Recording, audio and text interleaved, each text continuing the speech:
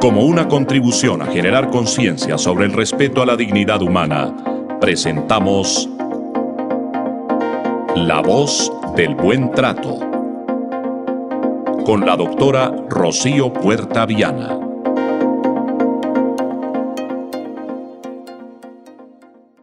Amigos y oyentes de La Voz del Derecho, bienvenidos a su programa La Voz del Buen Trato. Gracias por estar con nosotros, por preferirnos semana a semana y permitir que seamos su compañía.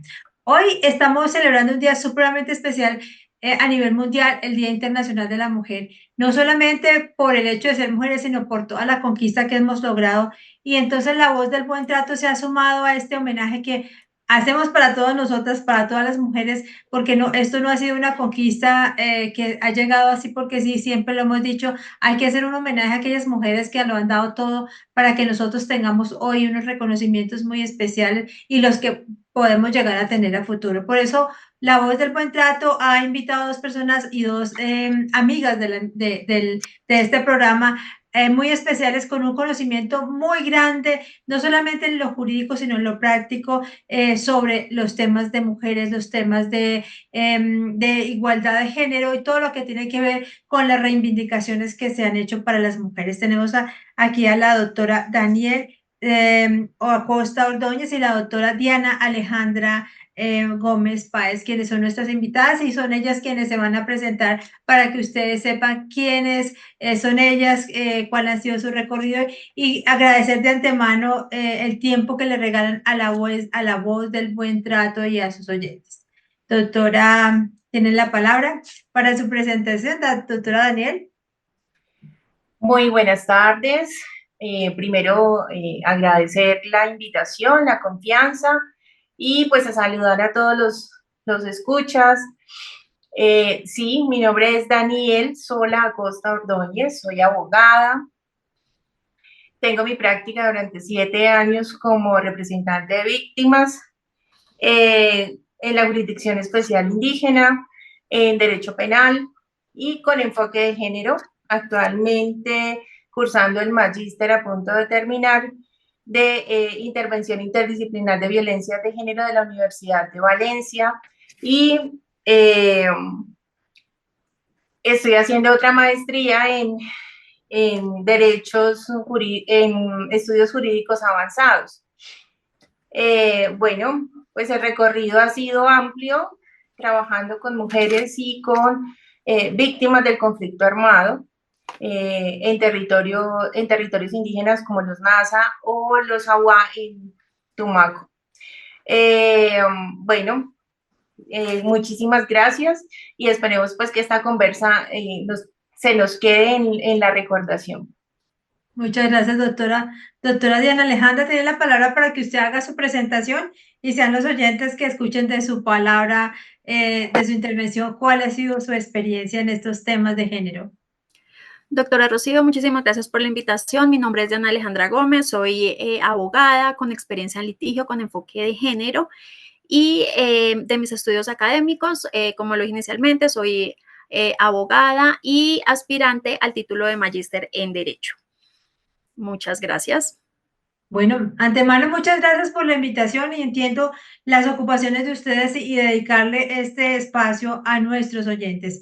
Bueno, hoy vamos a hablar y que me gustaría, con toda la experiencia que ustedes tienen, hablar sobre todo lo que tiene que ser a ver con el tema laboral. A veces nos hablamos y el programa se enfoca mucho en la violencia de género en el contexto de la familia y que es muy importante, pero a veces no profundizamos en temas externos como es el tema laboral que nos da unas preocupaciones muy grandes, cómo se maneja, cómo ha sido los avances y todo lo que queda por hacer frente a las violencias y a las diferentes discriminaciones que se presentan en los ámbitos del trabajo, en el día a día de una mujer, cómo se desenvuelve y cómo son las afectaciones que pueden llegar a tener. Entonces, pues sí quiero sobre este tema para que ustedes nos den una ilustración no solamente a nivel jurídico, sino a nivel de lo práctico. Entonces, doctora Daniel, si quiere nos puede indicar cómo ha sido su experiencia en el ámbito, la discriminación que se puede presentar contra las mujeres en el ámbito laboral. Bueno, digamos que en materia laboral, pues tenemos tenemos una ley, ¿no? Colombia es productora de leyes maravillosas, tenemos una constitución maravillosa, leyes que protegen, pero bueno, esa ejecución de esas leyes a veces son como un saludo a la bandera. Entonces, pues digamos que en principio tenemos una ley que habla sobre el acoso laboral, que es la 1010 del 2006, ¿sí? Donde nos distingue cuáles son los tipos de acosos laborales, y uno de los principales, pues digamos que es el acoso basado en razones de género, ¿sí? En estas brechas, digamos que de discriminación por ser mujeres, en esa discriminación por ser mujeres, iniciamos con la entrevista. Entonces, si una mujer se presenta a la entrevista, lo primero que le van a preguntar es: ¿usted cuántos hijos tiene? ¿Usted tiene un proyecto de tener hijos en este momento? ¿Y a qué tiempo se proyecta como una madre? ¿Por qué? Porque esto tiene unas implicaciones legales, ¿cierto? Digamos que en el sistema patriarcal, machista, de esta violencia vicaria, donde las mujeres somos o venimos con el gen del cuidado, entonces esos cuidados nos corresponden a las mujeres, y entonces los hijos son la responsabilidad mayoritariamente de las mujeres. Entonces, ¿qué pasa? Si el hijo se enferma, pues entonces la mujer tiene que pedir el permiso. Porque si el hombre pide el permiso porque el niño se enfermó, pues le dicen: no, llame a su esposa para que vaya ella con el niño al médico, porque es que ella es la que sabe de eso. Entonces, si dice que tiene el proyecto, que está planeando tener familia, pues entonces, digamos que la preocupación de los empleadores es por los permisos de maternidad, ¿cierto? Son 180 días de permiso de maternidad que, pues, efectivamente los empleadores dicen: bueno, me quedo sin una empleada. Entonces, esos labores de cuidado y ese gen que la sociedad supuestamente nos ha transmitido a nosotras las mujeres como si naciéramos con él, entonces permite que haya esa discriminación contra nosotras las mujeres. Bueno, voy a darle paso a la doctora Diana para que nos contextualice con la ley, y vamos a seguir haciendo la parte más práctica. Bueno, Doctora Diana. Doctora Diana. Muchísimas gracias. Sí, de conformidad con lo que dice la doctora Daniel, es muy cierto. Ahí existen unas brechas sociales, sobre todo desde la violencia estructural y la violencia cultural en materia laboral, en donde hay unos patrones que versan sobre las mujeres. Una de ellas es lo que dice la doctora Daniel, cuando la mujer es cuidadora. También hay otros aspectos que se pueden ver ya entrando en materia laboral, cuando hay una especie de acoso laboral, ¿sí? Puede ser un acoso laboral o un acoso sexual en el ámbito del trabajo. Esto atendiendo a qué? A que muchas veces se imponen cargas desmedidas a las mujeres, o por el contrario, cargas que no tienen nada que ver con el objeto contractual por el cual se contrató a la empleada, por decirlo así, o a la contratista, o a la persona que está a través de un contrato prestando un servicio profesional. Entonces, tenemos que la ley 1010 del 2006 aclara o define qué es el acoso laboral. Y entre esas lo que busca es definir, prevenir y sancionar todas aquellas conductas de quienes realizan actividades económicas dentro del contexto de una relación laboral, ya sea privada o pública. ¿Sí? Esta ley lo que busca es defender todos los derechos humanos, tales como que las personas puedan trabajar en unas condiciones justas, que la persona no se le coarte su libertad, su intimidad, su honra, y sobre todo lo que busca es que pues se pueda garantizar la salud mental del trabajador. Esto atendiendo a qué. Si bien es cierto, las personas en efecto laboran para poder tener una subsistencia económica, para poder devengar unos honorarios, en efecto, pues para poder contribuir a su familia o a sus proyectos personales, también es importante tener en cuenta que el trabajo o esa labor que uno realiza dentro de un entorno laboral también dignifica a las personas. Muchas personas a través de su trabajo transforman, a través de su trabajo apoyan, a través de su trabajo hacen muchas cosas que a la final lo que se busca es transformar realidades sociales. Si bien es cierto, existen unas reglas en los trabajos, muchas veces esas reglas que se imponen terminan convirtiéndose en un acoso laboral. ¿Qué dice la ley 1010 del 2006? Tiene que ser, para que se configure ese acoso laboral, tiene que existir unas conductas persistentes, demostrables y ejercidas sobre un empleado, compañero de trabajo o incluso un superior jerárquico y que vaya encaminado, obviamente esa conducta vaya encaminada a infundir miedo, hostigamiento. Muchas veces por el mismo acoso las personas terminan renunciando a sus cargos sin una debida renuncia o renuncian simplemente porque necesitan ya salir de eso, precisamente porque esa presión económica, esa presión, económica no, sino esa presión laboral los lleva a tener de pronto algunos diagnósticos. En esto muchas personas terminan con trastornos de ansiedad, trastornos de depresión y otras cosas que al interior del trabajo se pueden presentar. Sí, si bien es cierto, las relaciones laborales son, pues, obviamente un poco complicadas porque hay muchas veces los compañeros de trabajo a veces son un poco, puede ser que de pronto el tema laboral es un poco conflictivo. Sí es importante que esas condiciones justas y dignas se determinen o se lleven a cabo dentro de un área laboral. ¿Sí? Entonces, para eso se crean estas reglamentaciones y entre ellos esta ley trae un comité de convivencia. Bueno, pero antes de entrar al comité de convivencia, es importante referir que cuáles son esas clases de acoso laboral. Entonces está la persecución laboral, el maltrato laboral, ¿sí? Ese maltrato laboral es esa violencia física o verbal cuando el jefe se refiere al trabajador o el compañero se refiere al compañero frente a un maltrato, frente a palabras groseras o a palabras insinuantes o esto provoca que exista esa violencia verbal o el hecho de tirar las cosas. Obviamente cuando se llega ya a una violencia física, eso está incurriendo en un maltrato laboral. Otra es el entorpecimiento laboral, son acciones tendientes a obstaculizar el incumplimiento de la labor. Entonces, en ese entorpecimiento laboral, ¿qué hago? Entonces, hago que se le borren los archivos o simplemente le digo que más tarde tenía que entregar el informe, pero realmente lo tenía que entregar antes para que no lo entregue a tiempo en una junta. Es uno de los tantos ejemplos que puede haber. La persecución laboral.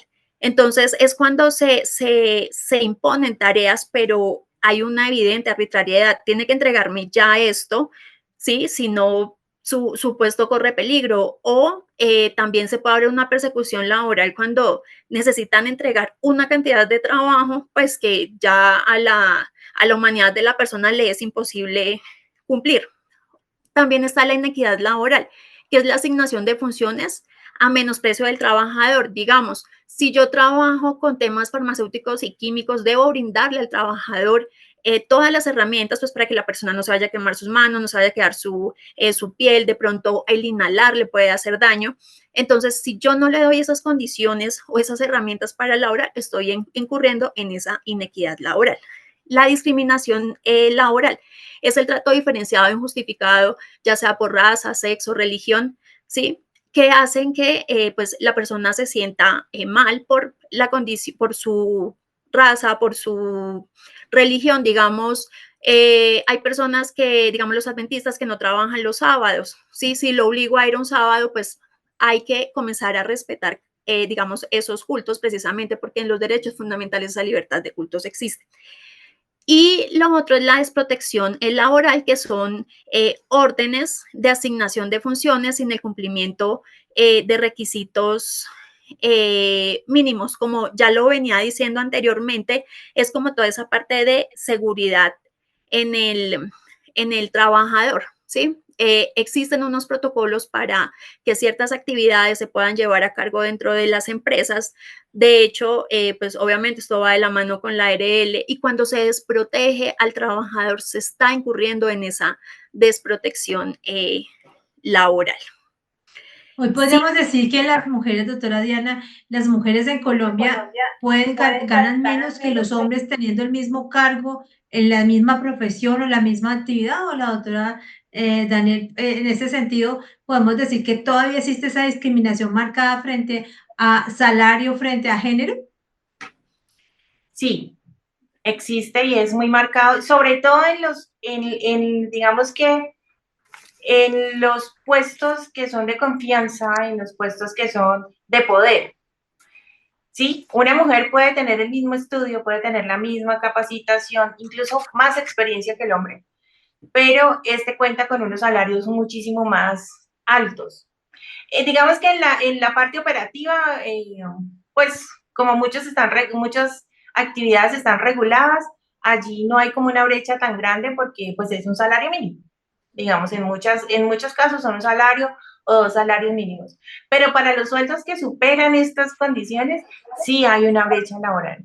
Es más, la mayoría de las mujeres no ocupan gerencias, no son CEOs, no son presidentas, son las vice, las segundas, sí, al mando, o son la secretaria, o son, digamos que en ese orden de ideas, siempre está esa marcada, esa marcada discriminación con las mujeres y es una brecha laboral bastante grande. Digamos que, por ejemplo, en el Senado, nosotros en el Senado tenemos, si no tuviésemos una cuota política para las mujeres, realmente no habrían tantas mujeres en la política. Además, porque la violencia contra las mujeres que hacen política, pues es enorme. Entonces, digamos que en ese orden de ideas, pues todos esos puestos de poder efectivamente constituyen una brecha salarial, no solamente salarial, sino también de los cargos.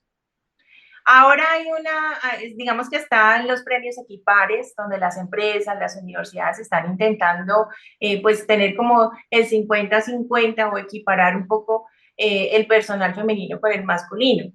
Pero si lo vamos a ver, entonces los rectores, ¿cierto? Los rectores, los coordinadores de área, por lo regular son hombres, ¿sí? Yeah. Digamos que las mujeres en ese equipar es más como el 50%, pero de la parte operativa, la secretaria, digamos que las docentes, la planta docente, ese tipo de puestos, pero esa brecha todavía se nota muchísimo. Bueno, doctora Diana, entonces seguía contando sobre todo ese manejo legal frente a lo que es la violencia de género en el ámbito laboral, acoso laboral, para que nos continúe contando sobre la legislación y también para que nos cuente qué hacer una mujer que es víctima de violencia laboral, porque muchas veces no se sabe, o sea, uno habla mucho con las trabajadoras y dice, no, si pasa esto no tengo ni idea qué hacer, o me aguanto o me salgo, pero como que no escalan más allá, o por temor a perder el trabajo, por temor al que dirán, y también por desconocimiento frente a un procedimiento interno que puedan tener las empresas.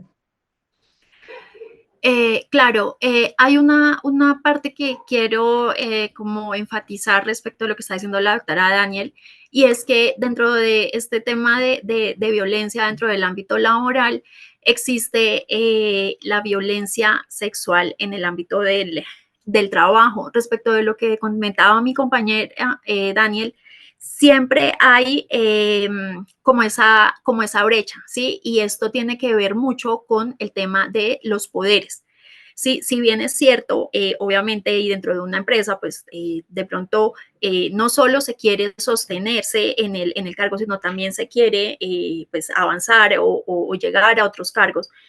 También es una realidad el tema del acoso sexual, ¿sí? El acoso sexual es un problema que, pues, desafortunadamente no todas las entidades tienen como esas rutas para atender, sobre todo en temas de contratistas. Los contratistas por lo general quedan desprotegidos dentro de esas rutas en las entidades tanto privadas como públicas. Y en entidad privada es un poco más complicado porque como son pequeñas personas, a ese jefe no hay quien lo supervise, diferente al escenario público, y aún así en el escenario público se terminan convirtiendo en muchas, cometiendo muchas arbitrariedades. Todas esas influencias y normas sociales y culturales pueden contribuir a que esa violencia siga perpetuándose en el tiempo. ¿Por qué? Desafortunadamente el acoso sexual es un poco complicado de demostrar en el sentido en que obviamente eso ocurre en entornos o espacios cerrados como en las oficinas, lugares en donde no hay cámaras y es muy complicado lograr demostrar eso, ¿sí? Desafortunadamente hay violencias que son directas, pero también hay violencias que son muy invisibles. ¿Qué pasa cuando, voy a poner un ejemplo, el jefe le dice palabras de modo o de carácter sexual a la trabajadora, pero lo dice en silencio, ¿sí? Perdón, en silencio no, en lugares privados, digamos, entra a la oficina, entonces le empieza a hacer como comentarios de carácter sexual y obviamente a ella le molesta, ¿sí? Pero ¿cómo demostramos eso? ¿Sí?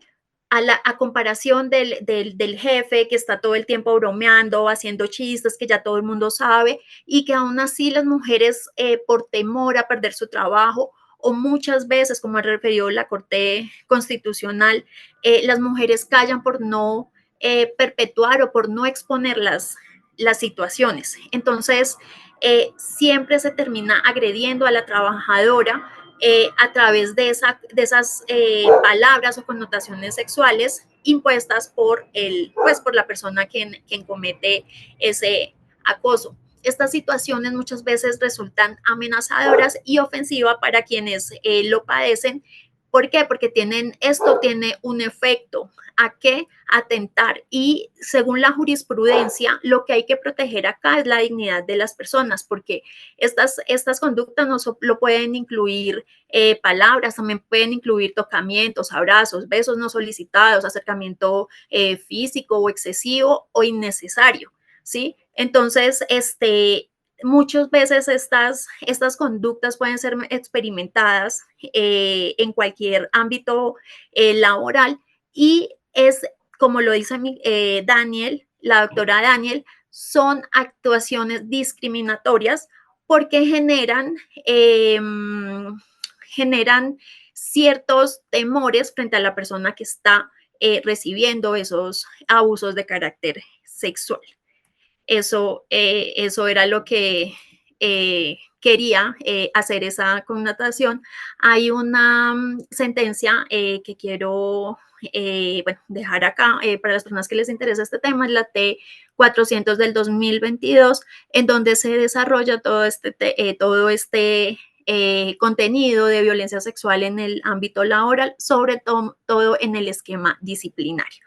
En donde la sentencia es muy clara que frente a estos acosos, el agresor siempre crea un entorno laboral intimidatorio, humillante, ofensivo, amenazante y perturbador para quien recibe ese acoso, ¿sí? Y que esto muchas veces tiende a ser condicionada. ¿Por qué? Porque esto le puede provocar al empleado o al trabajador sufrir ciertos asedios que crean situaciones que van dirigidas a recibir todo ese temor por parte de la persona que lo está recibiendo. Entonces, en efecto, ese acoso sexual es otra forma de violencia contra la mujer en donde se desconocen los derechos humanos, se afecta su dignidad y que implícitamente esto aborda todos los espacios sociales y culturales de la empresa y que desafortunadamente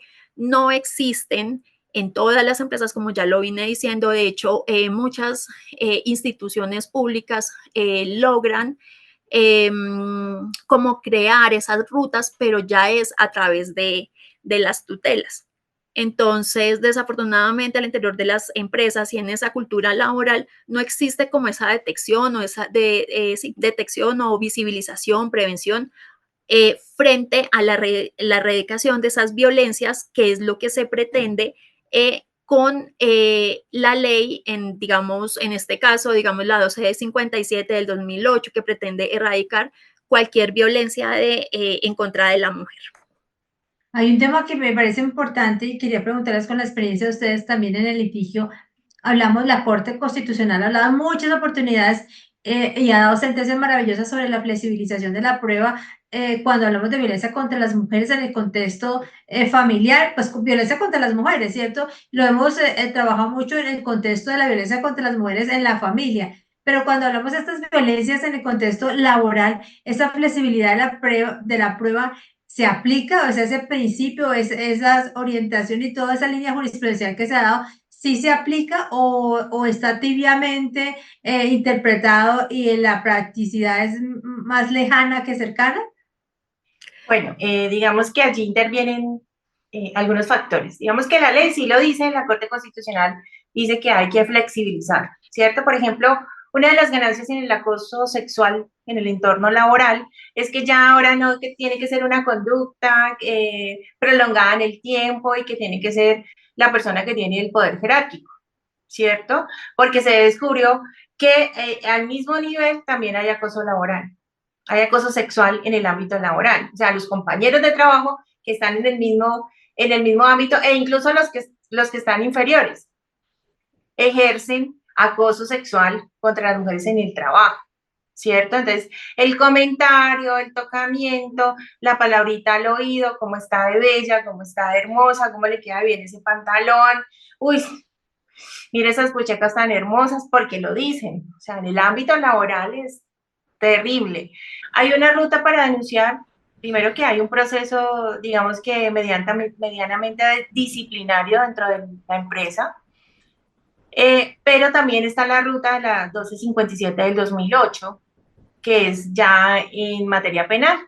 El artículo 210A, pues efectivamente nos dice cuál es el delito, pero nos daba unas características antes, ¿cierto? Entonces, decía que era que el acoso sexual tendría que ser reiterativo, prolongado en el tiempo, ¿cierto? La persistencia del acosador sexual.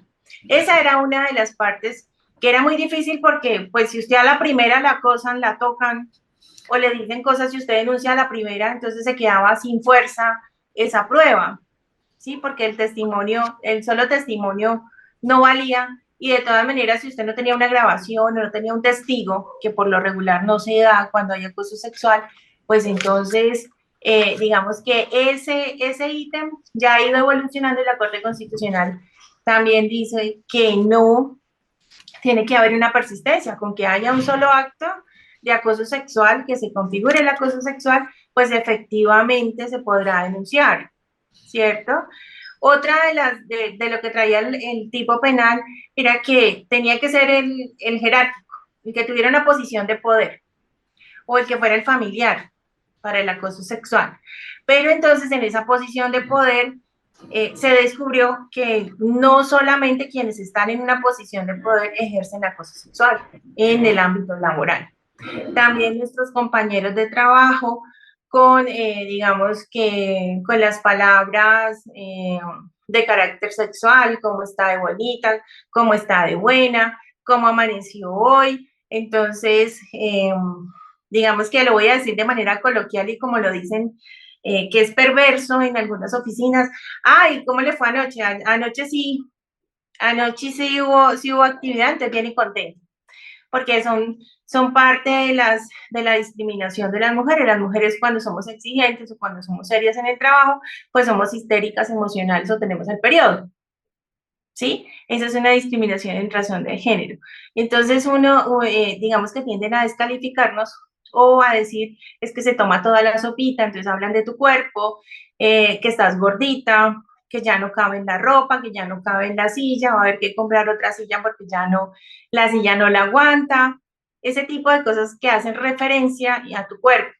Además, pues bueno, es que salgamos esta noche, es que nos vamos a reunir todos los compañeros, el jerárquico que también imponía las reuniones fuera del horario laboral, ¿sí? De manera obligatoria para todos y pues para las mujeres para poder, digamos que en ese ejercicio que se hace culturalmente, como en estos días viendo en un TikTok que me pareció increíble, un hombre estaba completamente furioso porque él pretendía emborrachar, ¿cierto? Una mujer que conoció en una discoteca que estaba despechada y dijo, bueno, esta toma se despecha, llora en mi pecho y aquí fue, ya la coroné.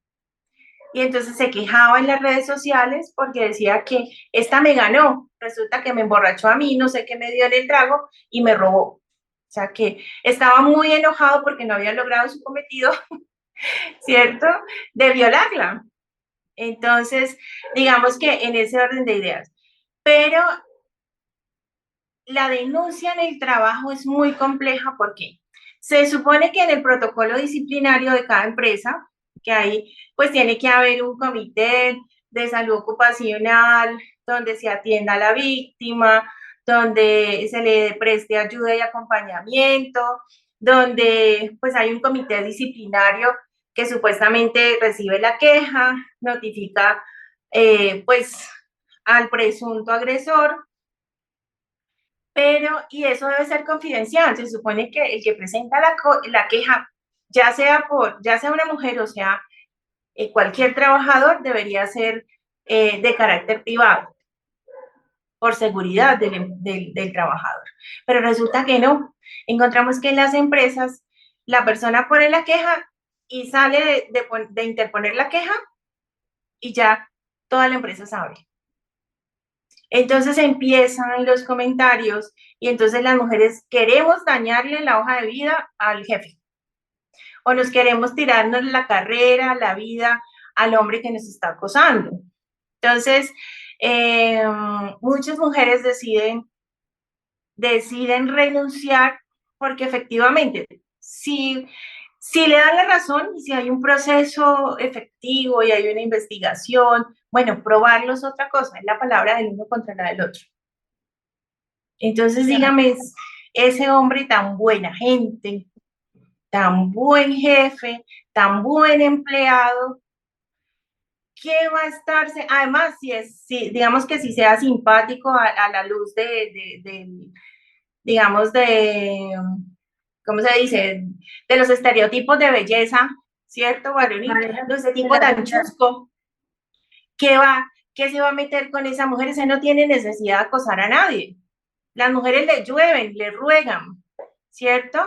Entonces, esa descalificación de la mujer y en ese procedimiento, pues, digamos que esas miradas machistas, patriarcales, que no hay enfoque de género, si en el Estado, digamos que estamos en la lucha, que somos los encargados de proteger, ¿sí? De prevenir, de sensibilizar respecto de las violencias contra las mujeres, pues nos falta muchísimo. Ahora dígame la empresa privada. Entonces, además donde está el colega, el amigo con el que va a tomar o al que le da rendimientos, ¿cierto? Entonces, es prescindible esa mujer, pero ese hombre no. Entonces, digamos que ese escarnio público hace parte de las razones por las que no sea posible materializar esa justicia para las mujeres. En ese ámbito laboral, cuando una mujer quiere denunciar y que decía la doctora Diana de una manera muy clara y es contratista, me parece la discriminación más grande y abierta cuando esa contratista no tiene un respaldo porque es el hecho de ser contratista y no está, es decir, el hecho de que la vinculación laboral nos dé la ruta a seguir, de por sí ya me parece una discriminación abiertamente pues terrible en el desconocimiento de los derechos humanos de las mujeres. Entonces, ¿qué hacer en este sentido cuando se presenta una situación de esta para evitar esta discriminación? O tenemos que buscar unas rutas legislativas diferentes para poder tener un reconocimiento de que las mujeres somos iguales en cualquier ámbito y cualquiera que sea la vinculación que tengamos laboral, que sea un contrato de prestación de servicios, sea una mujer que esté en carrera, o sea una mujer que esté un solo día trabajando en la empresa pública o privada, pero es una mujer. Entonces, eso sí me preocupa y ustedes que son expertas en el tema, me gustaría conocer la opinión de ustedes frente a esta situación. Bueno, desafortunadamente, y de hecho esas eran un poco a lo que te estaba preguntando la doctora Rocío y un poco a lo que dijo la abogada Daniel. Hay una crítica una crítica que se le hizo a la ley 1010 del 2016 y es que frente al acoso laboral, la misma la definía como una conducta persistente y demostrable ejercida sobre un empleado, compañero de trabajo o incluso un superior. Entonces, ¿cuál era esa crítica? La crítica era que es una conducta persistente, ¿sí?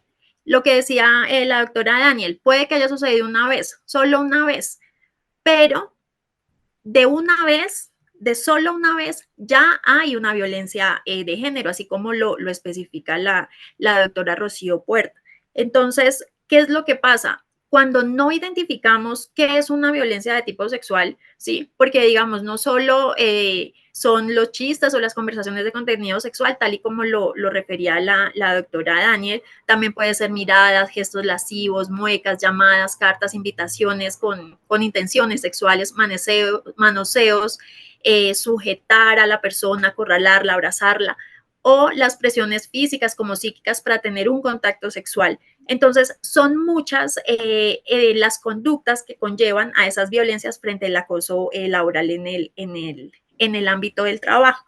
Y ahí viene otra barrera al momento de denunciar. ¿Por qué? Digamos, yo estoy con mi jefe y mi jefe me invita a comerme una empanada, a tomar un jugo, ¿sí? Y en medio de esa invitación se torna una conversación de carácter sexual, porque así lo está, como que lo está llevando el jefe, por decirlo así, lo está llevando a esa conversación.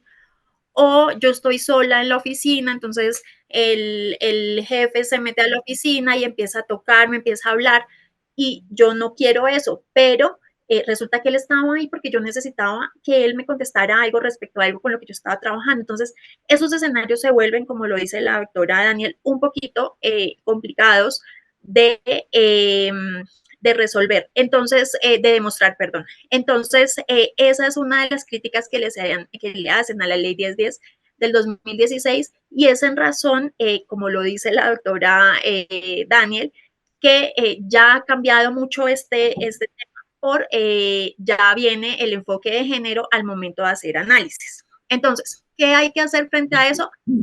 Siempre hay que tomar una decisión. La decisión de denunciar es muy personal, no para todas las víctimas es fácil hacer una denuncia, por eso siempre se invita a la persona a denunciar, siempre se invita, aunque es una decisión muy complicada, a veces en el contexto laboral muy complicada, precisamente por lo que dice la doctora Daniel, es una exposición pública, porque es que no solo es el te van, el pasó lo que pasó y tienes que llevar una carga emocional, sino que también es el señalamiento, el juzgamiento de tus compañeros, de tus jefes, el miedo de que vas a perder el trabajo.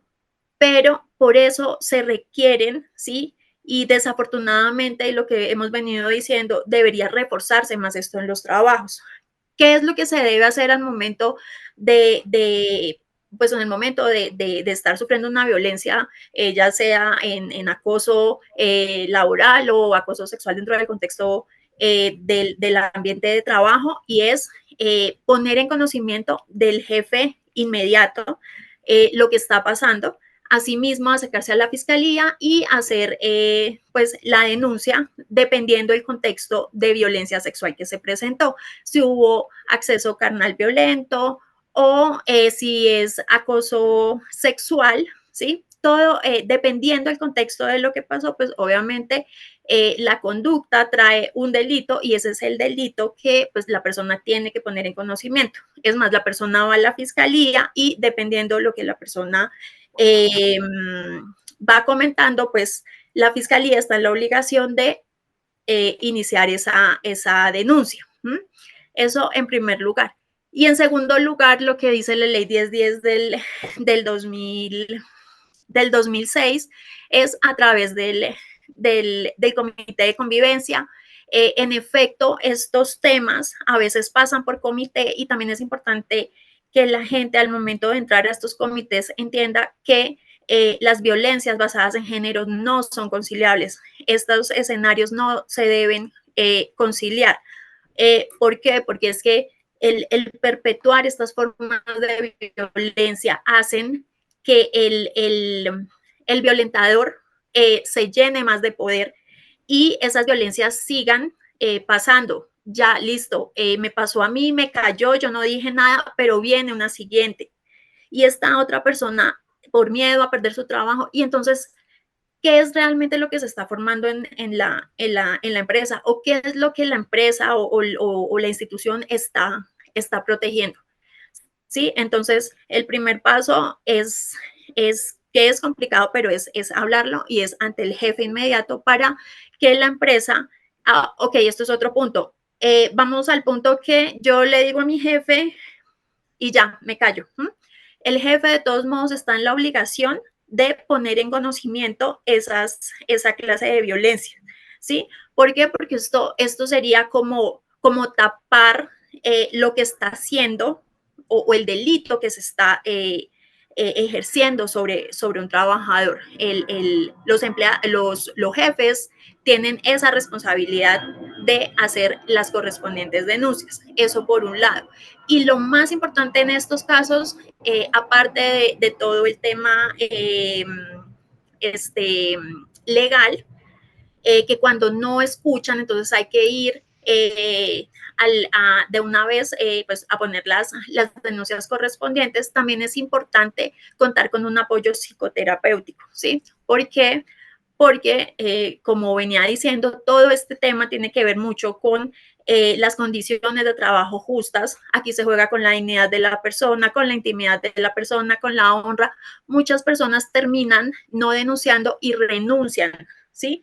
Pero en medio de esas renuncias se esconden muchas cosas que conllevan a que la persona termine en unos estados de salud emocional muy graves, lo que yo mencionaba inicialmente, pueden terminar en trastornos de depresión, trastornos de ansiedad, y que si esto no se trabaja desde un momento con terapia, pues va a ser muy complicado superar pues estos hechos que en su momento sucedieron. Y la invitación es a denunciar para no perpetuar más estos actos en los ambientes laborales que por ahora pareciera que esto ya es parte de la cultura laboral. Bueno, vamos a un pequeño corte y en un instante estaremos con ustedes nuevamente. Esta es La Voz del Derecho. Amigos oyentes, nuevamente con ustedes y continuamos con nuestro tema del día, la violencia laboral contra las mujeres, que es muy importante y a veces se está tornándose en algunos eventos y algunos espacios se está tornando invisible. Y con nuestras invitadas que tenemos hoy, la doctora Daniel y la doctora Diana Alejandra, quienes desde su experiencia nos están contando y nos están enseñando muchas cosas para nuestro aprendizaje del día a día y poder denunciar. Yo siempre digo, hemos trabajado muchísimo sobre la violencia en el contexto de la familia, cómo empoderamos a las mujeres para que hagan sus denuncias, pero también tenemos que empoderar a nuestras mujeres en el ámbito laboral frente a eso, que pierdan el miedo a denunciar, que no es fácil, es un proceso, como lo decían nuestras invitadas, un proceso interno bastante difícil y doloroso porque es una exposición aún más. Es decir, nosotros hablamos de violencia en la familia y todo el mundo dice, ¿por qué no ha denunciado? ¿Qué ha pasado? Pero hablamos de una violencia laboral y todo el mundo dice, ¿pero por qué denuncia? ¿Qué pasó? Lo que decía la doctora Daniel, este jefe tan excelente y buenísimo que es buena persona, buen jefe, entonces, ¿por qué le quiere dañar su hoja de vida? Entonces, a eso hay que apuntarle a hacer un trabajo mancomunado de sensibilización en los escenarios laborales para que la cultura de la violencia no siga perpetuando. En esta segunda parte queremos que ustedes invitadas nos puedan contar lo que es el procedimiento interno en una empresa pública o privada, cómo debería ser, o sea, quién es víctima y cómo se puede dar también ese proceso en el ámbito penal de la denuncia por estas violencias contra las mujeres en el ámbito laboral. Bueno, en cuanto a la denuncia penal, digamos que esa costumbre que tenemos de responsabilizar a las víctimas hace que difícilmente las víctimas de violencia sexual denuncien, ¿sí? Aunque la Corte Constitucional ha insistido en que la violencia sexual es una grave violación a la dignidad humana y que no afecta solamente la integridad física, sino la integridad emocional y psicológica del ser humano, ¿sí? Hablando de violencia sexual, incluidos hombres o con identidades de género diferentes y a las mujeres, ¿sí? Cuando hay violencia sexual es eso, afecta a la dignidad humana. Entonces, digamos que en gran medida, cuando se hace la denuncia, lo que ha traído de innovador la ley 1257 del 2008 es que digamos que, digamos que las directrices, la directriz 001 de la Fiscalía, la 004, donde indica cuál es el enfoque de género para determinados delitos, como la violencia sexual, por ejemplo, donde dice cuál es cómo se recaudan las pruebas y cómo ese testimonio es fundamental a la hora de que no haya una prueba física, por ejemplo. Si no hubo un acceso carnal violento o no hubo un acceso abusivo, ¿cierto? Con una mujer puesta en estado de indefensión, que haya digamos que un estudio médico legal, sí existen unos peritajes psicológicos y psiquiátricos, que es obligación de la Fiscalía General de la Nación practicar a las víctimas. ¿Por qué? Porque es que ese relato que es, bueno, igualmente no existe la víctima perfecta, es decir, algunas víctimas no recuerdan el día exacto, la hora exacta en que ocurrieron los hechos.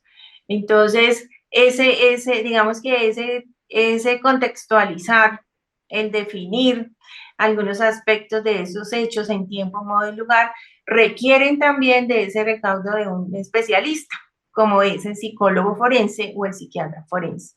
Esa es una de las herramientas que tiene la Fiscalía también, conjuntamente con ese testimonio, y que tiene hoy en día, tiene un gran peso en los procesos penales cuando se trata de violencias, llámese violencia intrafamiliar o llámese violencia sexual, que nos generan, es muy importante para las pruebas.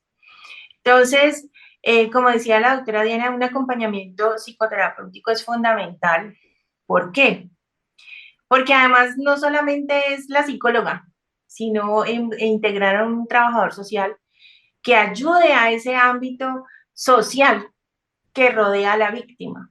¿Por qué? Porque tenemos en algunos casos en materia penal que la mujer se decidió a denunciar, ¿cierto?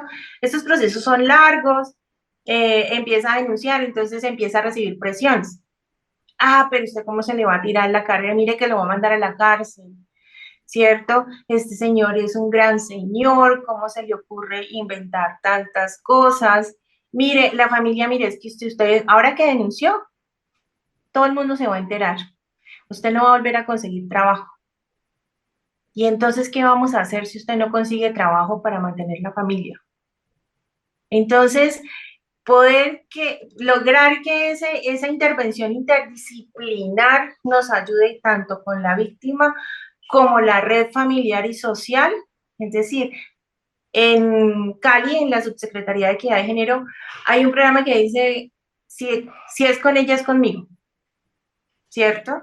Donde integran a las familias y a los amigos de las víctimas de violencia de género, para que entendamos que la culpa no es de la víctima, porque es que siempre responsabilizan a la víctima. Ah, claro, como usted se fue con esa blusa, mire ese pantalón que le marcaba todo.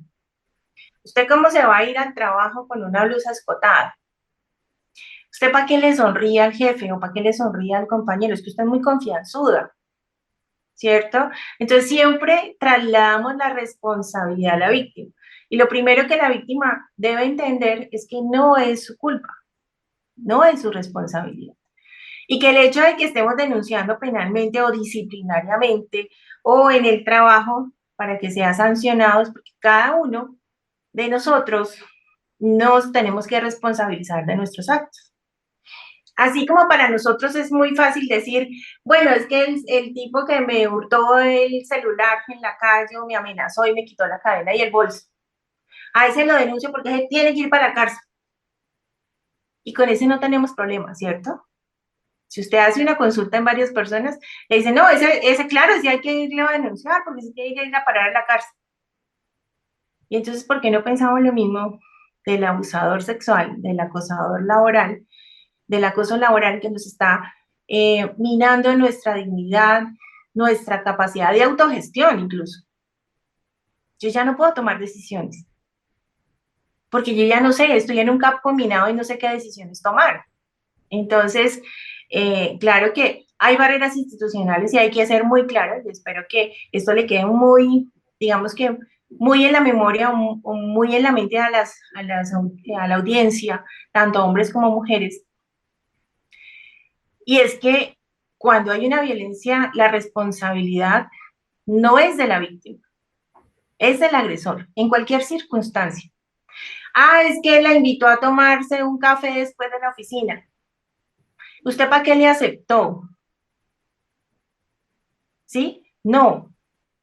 Además, las mujeres tenemos derecho a transitar el mundo, porque es que además nosotros tenemos vedado el mundo. Nosotras las mujeres, si nos violaron a las 2 de la mañana, ¿usted qué hacía a las 2 de la mañana en la calle? Las mujeres no deben estar a las 2 de la mañana en la calle. Entonces nosotras, empezando por ahí, tenemos vedado transitar el mundo. Nosotros tenemos una prohibición de transitar el mundo. Si hay varios hombres, ¿usted para qué se quedó ahí si habían varios hombres? Entonces, hay muchísimos casos en los que compañeros de trabajo en fiestas, digamos, de despedidas laborales, despedidas de fin de año o celebraciones, pues hay una o dos mujeres. Entonces, esa una u otra mujer, digamos, tomaron de más, entonces, venga, quédese aquí en mi casa, pero entonces aprovechan que está en estado de indefensión y abusan de ella sexualmente, ¿cierto? Entonces, además que el temor de denunciar también es, usted denuncia y, como lo digo, no vuelve a conseguir trabajo. Entonces, por ejemplo, los contratistas. Yo contrataba con un municipio y quien se suponía con el que tenía que discutir el contrato me dice, no, pues doctora, discutámoslo por la noche. Entonces yo le dije, no, pero yo en la noche, ¿qué voy a discutir, no? Si un almuerzo o ahorita discutimos, hagamos una reunión en su oficina y discutimos el contrato porque yo en la noche no tengo nada que discutir. Pues no me dio el contrato y no me volvieron a contratar. ¿Sí? Porque no accedí y no era una invitación, digamos, directa, ¿cierto? Entonces, digamos que esas invitaciones o insinuaciones sexuales que están ahí implícitas en la recomendación de veámonos en la noche, pues entonces dio como resultado que yo quedara vetada en el municipio.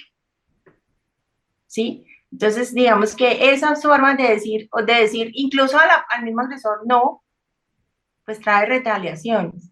Pero es importante entender que así como nos pasa a nosotras, o a cada una de nosotras le puede pasar a la siguiente.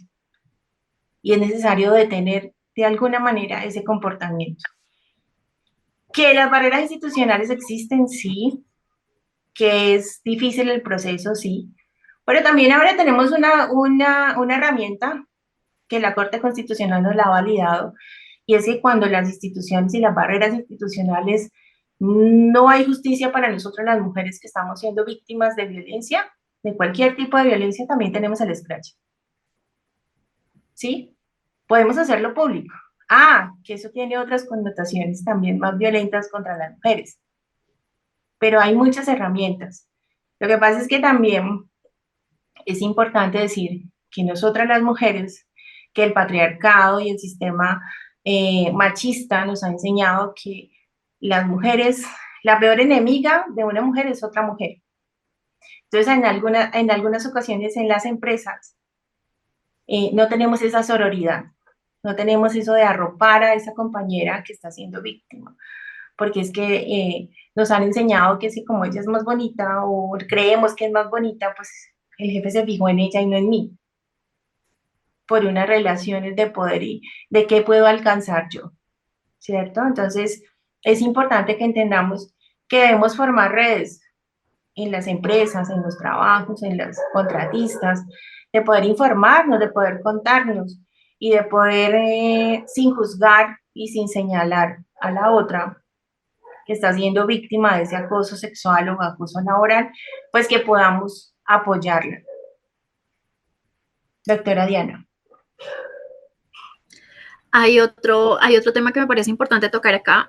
Si bien es cierto, pues como lo hemos venido reiterando, al momento que se presenten estos hechos, acudir Fiscalía General de la Nación, quien investiga estos delitos pues de fondo.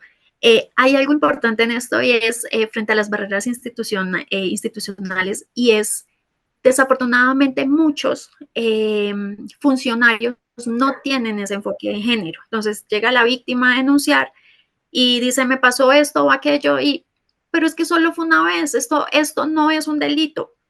Pero es que tiene esta característica, eso no es aquí, eso es en otro lado. ¿Y qué hacen? Ponen a la víctima de un lado a otro como un ping-pong y a la final la víctima se cansa, ¿sí? Por eso es importante que los funcionarios, de hecho, la rama judicial en materia de enfoque de género ha creado su propio como comité, ¿sí? En donde ellos hacen este tipo como de estudios. ¿Para qué? Para que sus funcionarios estén totalmente con ese conocimiento de enfoque de género. Y no solo el funcionario público, porque desde el funcionario público es donde se puede evitar toda esa violencia institucional. Claro, como lo dice la doctora Daniel, el proceso por fiscalía es muy demorado, ¿sí? Entonces, tras de que es demorado, entonces yo cojo a la víctima, la revictimizo, venga, hábleme aquí, vuélvale a contar a la secretaria, venga aquí que no le entendí, se nos perdió su versión, vuélvalo. Entonces, claro, cogen a las víctimas y las víctimas terminan diciendo, ya no más, ya no quiero saber, ¿no? Claro, porque es un diálogo interno, ¿no?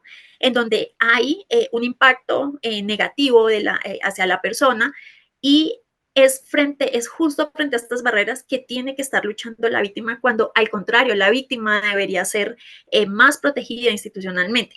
Ahora bien, también es importante no solo desde un canal institucional, sino también los profesionales puedan entender ese enfoque de género. ¿Sí? Cuando un abogado tiene esa experiencia en enfoque de género, esto le va a dar herramientas para poder defender a la víctima adentro. Si bien es cierto, hay un procedimiento que es un procedimiento general, que esto aplica a todos los procesos, pero siempre hay que tener unas características. Por ejemplo, lo que decía inicialmente la doctora Rocío Puerta, hay que tener una flexibilización de la prueba. Sí, hay que tenerla, pero ¿cómo hago esa flexibilización de la prueba? Que hay unos testimonios, que está la ratificación de la víctima, ¿sí? Hay unos indicios que me pueden indicar que esas violencias sí sucedieron. ¿Por qué? Porque hay un análisis con enfoque de género, está el tema del poder, está el tema del machismo, está el tema del patriarcado, o sea, todos esos o todo ese enfoque de análisis en materia de género debe siempre estar presente en un funcionario o en un profesional que se dedique a defender mujeres frente a la violencia de género. Ahora bien, dentro del procedimiento, pues en efecto la persona va a fiscalía, hace su denuncia, le recepcionan su denuncia, y ahí comienza un proceso. Entonces la van a llamar a ratificación, llaman al indiciado o al denunciado a descargos, hay unas etapas probatorias para que se presenten las pruebas. ¿Qué pasa en muchas veces no tengo pruebas, muchas veces no hubo cámaras, muchas veces no hubo testigos, muchas veces nadie, pero para eso se requiere a esos profesionales con enfoque de género,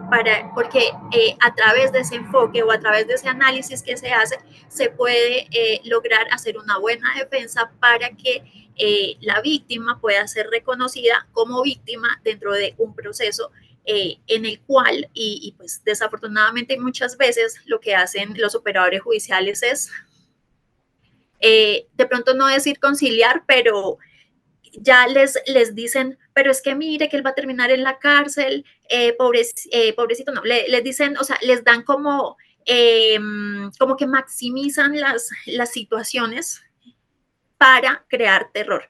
Entonces, ¿qué hace la gente? La víctima no vuelve a ir. La víctima se queda callada. La víctima empieza a minimizar la situación. ¿Para qué? Para que a la final ellos no terminan investigando, sino que archivan el proceso. ¿Por qué? Por falta de pruebas, porque la víctima no volvió, por falta de comunicación con la víctima y cierran de cualquier manera esos procedimientos, ¿sí?